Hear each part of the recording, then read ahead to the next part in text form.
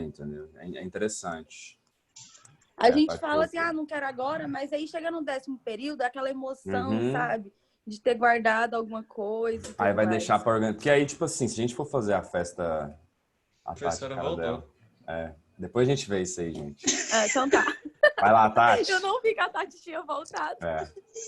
Voltei caladinha pra ver o que vocês estavam fofocando. Vocês já estavam organizando a festa? Não. Conversando só sobre. Só trocando ideia. Vinícius até apareceu. Pensa. Quem que tava aqui que sumiu? A Aline. A Aline, eu já ia comentar que ela tava mostrando a carinha dela, agora ela pega e some. Ali, beleza. Eu ouvi dizer que tem uma professora, não vou falar quem, que ela obriga todo mundo a aparecer. Que na aula dela, se não aparece a cara lá, ela fica chamando nome por nome. Eu vou começar a fazer assim? A Isabela, Deus me livre, a Alice, nossa, que pesadelo. Ai, gente, a câmera do Lucas estragou. Gente, eu juro que eu paguei minha internet, viu, Josué? E todo dia, na hora da aula de vocês, ela dá essa pane. Acontece. Nada, professora. Choveu semana passada, é um mês, não problema. Então tá bom. Então vamos retomar agora, sem muita enrolation, porque, inclusive, aquela primeira parte, eu nem vou pôr lá na plataforma, porque a gente só tava batendo papo, né? Na hora que eu ia começar o assunto, cortou, então eu nem vou... Ai, por falar nisso, aquele vídeo que eu falei que ia cortar, eu mandei pro Josué, o Josué riu da minha cara, falou assim, você tá falando sério, é pra cortar mesmo? Eu falei, uai, não foi o combinado? Ele falou, não, pode deixar, tá lá. Tá lá na plataforma, tá no YouTube, se vocês quiserem ir lá conferir, tá lá. Não tá cortado, não. Bom, vamos ver o que vai acontecer agora. Se eu não ofendi ninguém, eu acredito que não. Ele não lembra o que ele falou, gente? Não lembro, de jeito nenhum. Eu lembro que eu falei da professora Priscila, mas o que eu lembro de ter falado é que ela fala muito rápido só. Ai, não ofendeu ninguém, não. Se ela se sentir ofendida, eu até peço desculpa. É só ninguém compartilhar. É só deixar lá só pra gente. Deixa lá. Quem disse, Ana Luísa? No YouTube, meu YouTube é público.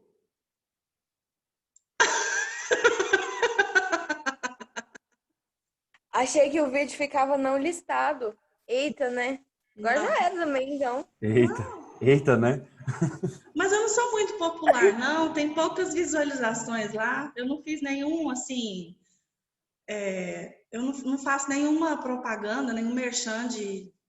Não tô vendendo nenhum produto, ninguém tá me patrocinando. Vou ficar chamando os outros para assistir aula? Não, eu acho que quem assiste mesmo são só os alunos. Então, como eu estava falando, continuando o capítulo 2, tudo que constitui o self, tudo que faz essa parte da nossa construção de personalidade, contém nesse capítulo 2. Então, a gente já falou de autoconhecimento, de autoestima, de autoconceito, e hoje nós vamos falar de outros autos.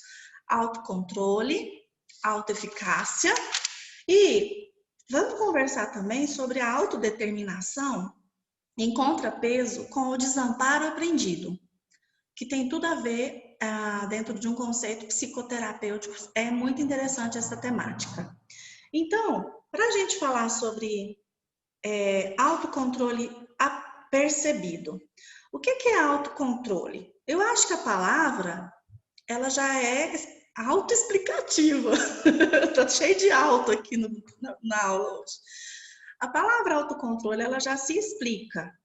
É a capacidade que a gente desenvolve à medida que a gente vai se conhecendo, a gente vai também desenvolvendo uma capacidade de reconhecer os nossos limites. Então, se tem alguma coisa que eu não consigo, se tem alguma coisa que eu não acho que eu não tenho capacidade, e nesse sentido pode ser uma capacidade física, uma capacidade intelectual, uma capacidade, alguma habilidade que eu tenha ou que eu não tenha. Então, a gente já tem, pensa comigo, uma criança que ainda não tem esse autocontrole e esse autoconhecimento desenvolvido, né? Você dá um violãozinho de brinquedo para criança, ela pega o violãozinho e começa a tocar. Ela não vai falar assim, porque se a Ana Luísa me der aquele instrumento bonitinho que ela tem, não chama violãozinho, não estou desfazendo do instrumento dela. Como é que chama o seu instrumento, Ana Luísa? Ukulele. Oi? Ukulele.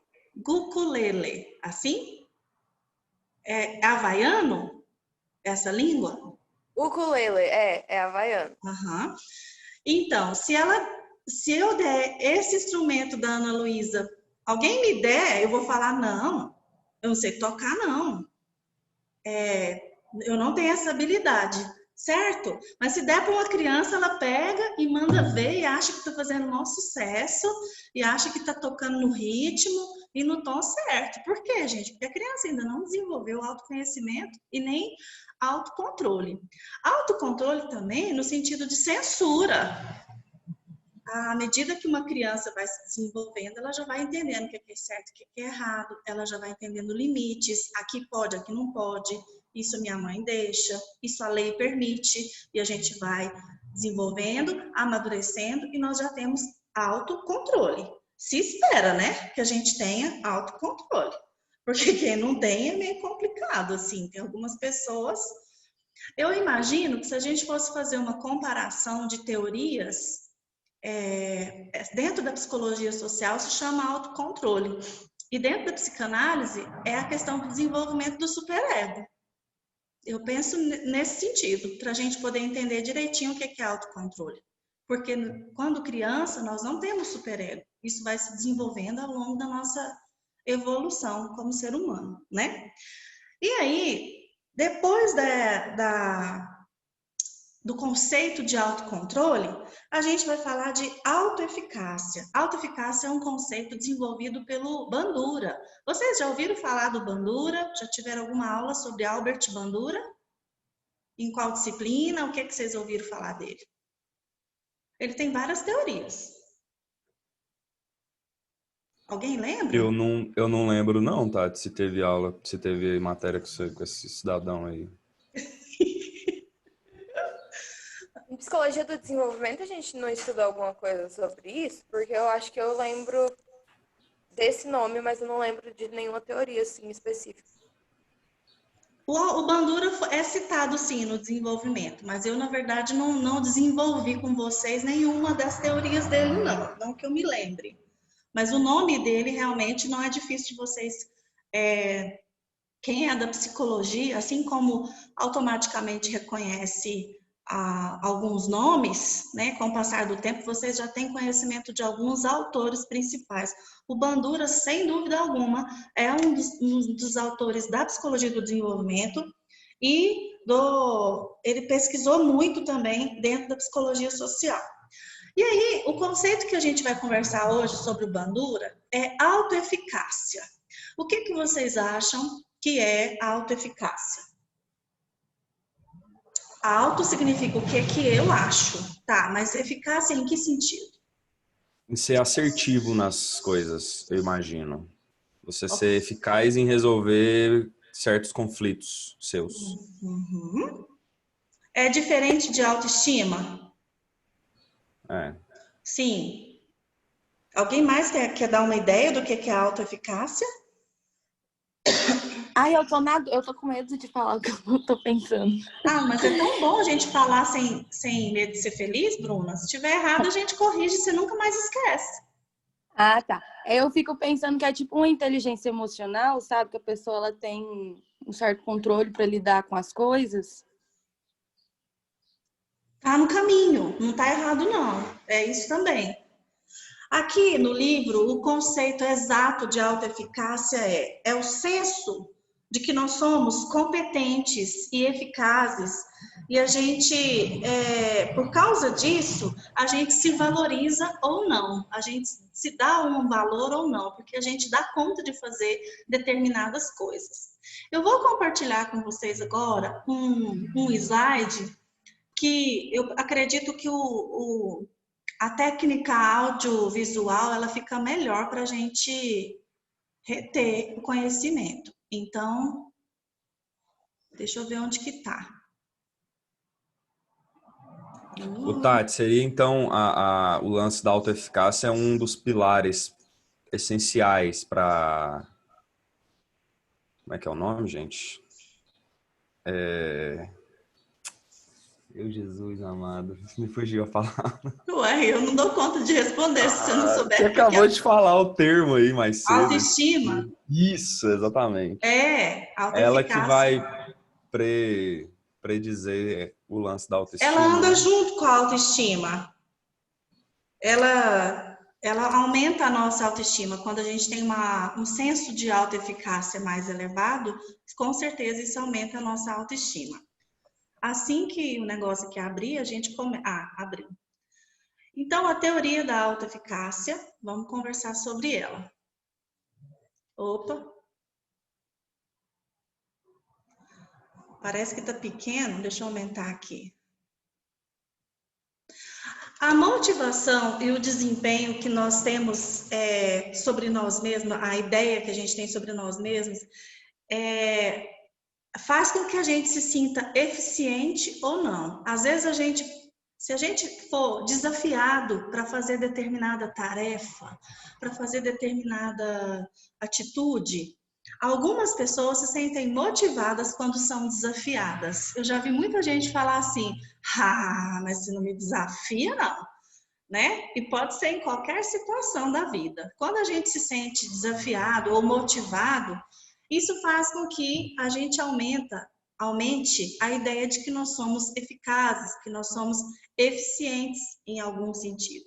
E aí, fazendo o link com a autoestima, que o Josué citou, uma pessoa com baixa autoestima, quando ela é desafiada, ela recua. Duvido que você dá conta. E ele fala, não, realmente, eu sou um babaca, eu não dou conta, não. Né? Então, tem uma menina lá na festa, e um colega fala para você e fala assim, duvido que você tem coragem de chegar na menina e dar uma cantada nela. Tem um que vai, você duvida? Peraí, vou lá agora. E vai lá e chega e dá um beijo na menina. Já tem outros com autoestima mais baixa, que se você falar para ele, duvida, ele fala, não, pode duvidar mesmo, porque eu não dou conta, não. Então, funciona para algumas pessoas de maneira positiva e para algumas de maneira negativa. Por quê? Olha só esse conceito aqui.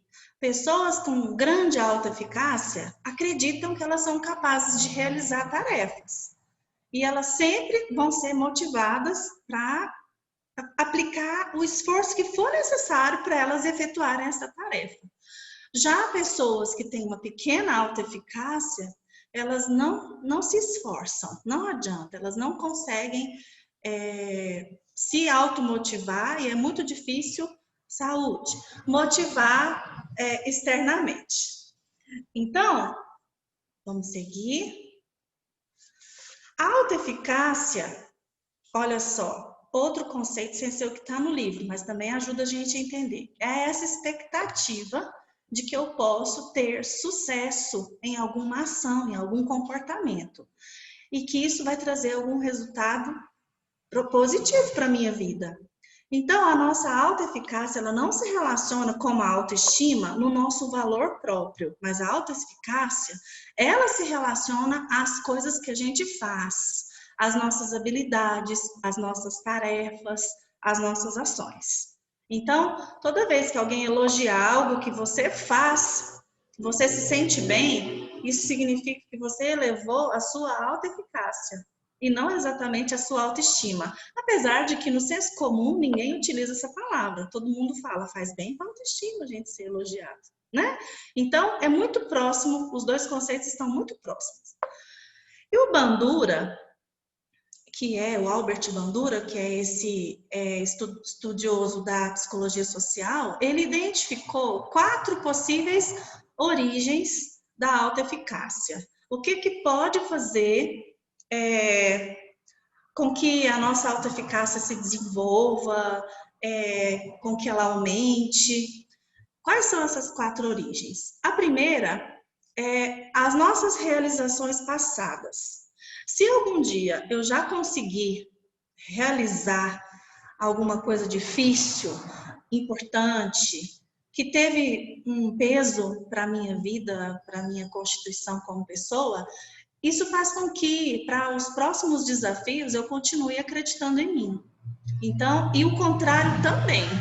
Se algum dia eu tentei e não consegui, é mais difícil a próxima tentativa. Eu vou ficar com mais medo ainda, com mais receio ainda.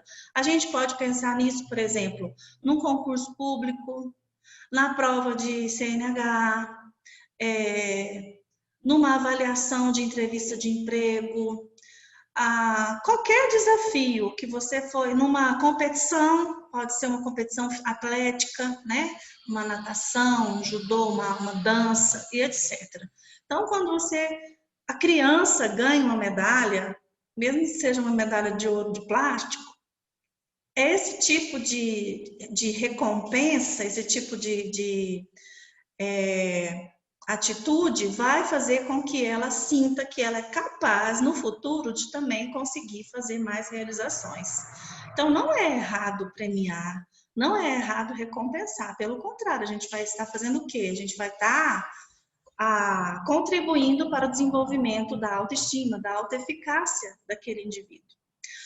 Outra origem da nossa autoeficácia é a observação dos outros. Se eu assisto um vídeo motivacional, por exemplo, se eu tenho um pai, uma mãe, um colega que tentou e conseguiu, então essa observação que eu faço, esses exemplos, eles vão trazer benefícios também no lado negativo. Se eu convivo com pessoas que são frustradas, pessoas que não conseguiram alcançar os seus objetivos, eu também vou ter esse espelho para mim. Olha o tanto que é sério, gente, pai e mãe falando sobre as suas realizações pessoais. Tem pessoas que são muito frustradas e isso pode passar, essa mesma ideia pode ser passada para a criança. Ela pode pensar, nossa, eu pareço tanto com meu pai, então pode ser que eu também vou ter esse tipo de frustração na minha vida. Como se fosse um efeito espelho mesmo, né? Outra origem da autoeficácia é a persuasão verbal. Quem tem um companheiro, um amigo, uma pessoa da família que diz para você que você é capaz, que confia em você, que acha que você deve lutar e te faz essa motivação, isso também vai desenvolver a sua autoeficácia.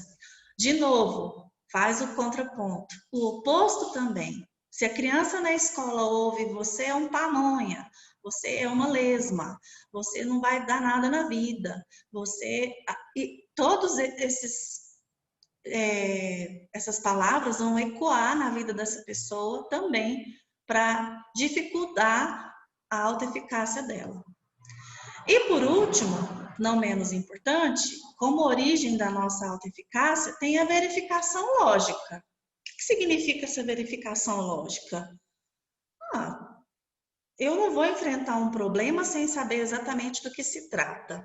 Então, eu não vou agora, com quase 50 anos, escalar o Monte Everest. Então, eu sei que não tem lógica eu conseguir, porque eu nunca fiz nem rapel no Corumbá. Então, como é que eu vou ir lá para o Everest? Então, é uma verificação lógica, simples. Se eu não ando de bicicleta, eu não vou fazer uma trilha a primeira vez de 50 quilômetros, igual minha amiga faz, louca, acorda às 6 horas da manhã e vai andar de bicicleta. Eu, 6 horas da manhã, faço xixi e vou dormir de novo. Cada um com a sua prioridade, né? Então, é uma verificação lógica dos fatos. Outra verificação, eu falei só das negativas, né? Se eu não fiz isso, eu não vou conseguir fazer aquilo. Outra verificação lógica, só que agora no sentido positivo. Se um dia eu já consegui ajuntar dinheiro, fazer uma economia, planejei e consegui viajar para o exterior, eu consigo de novo. Eu confio no meu potencial, que eu vou conseguir de novo. Então, isso é verificação lógica dos fatos, é a gente raciocinar de maneira, trilhando um caminho de raciocínio lógico. Ficaram claras as 4 origens da autoeficácia? É simples, não é? E ao mesmo tempo tão profunda. E a gente tem que pensar tanto na nossa vida quanto na vida de outras pessoas que nos cercam, como que isso pode ter sido afetado durante o seu desenvolvimento. E aí tem um vídeo aqui para passar, mas ele está indisponível, então já acabou esse slide aqui. Não tenho a menor ideia do que esse Joseph Klimber ia fazer. Oi, filho, pois não, acabou sua live? Falta 2 minutinhos, eu vou encerrar esse link e a gente volta para continuar o restante do nosso conteúdo, tá bom? Vai lá tirar